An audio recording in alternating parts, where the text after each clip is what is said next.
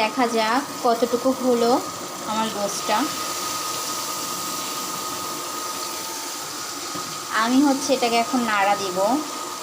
তো আমার এক হাতে ফোন, ভিডিওতে রেখে তো নাড়া দেওয়া যাবে না, তো এখন হচ্ছে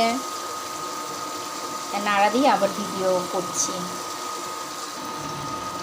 তো এই যে হচ্ছে নাড়াচাড়া দেওয়া হয়ে গেছে, এখন অনেক সুন্দর একটা সুবাস বের হয়েছে, যেটা আমি আপনাদেরকে চাইলেও হচ্ছে এই সুবাসটা শোনাতে পারবো না এবং আপনারা অনুভব করতে পারবেন না। আমি ফিল করছি অনেক সুন্দর সুবাস বের হয়েছে। আপনারা এরকম করে রান্না করে খেয়ে দেখবেন, খুবই ভালো লাগবে।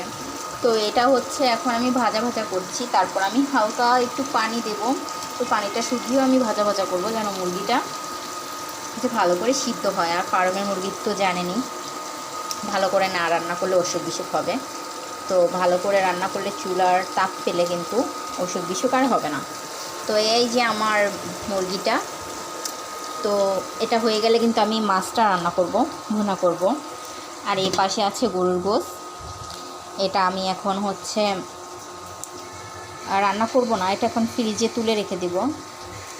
যেহেতু মাছ আছে, তারপর এখানে গোশ আছে, যেহেতু রান্না করার লাগবে না। আবার আমি রাত্রে হচ্ছে শাক ভাজি করে রেখেছিলাম, ওটা আছে।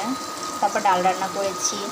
এই তো একজন মানুষ খেতে গেলে নাকি মানে কিছু রান্না করা লাগে না। অনেকে ভাবে একজন মানুষ তো, একা মানুষ তো,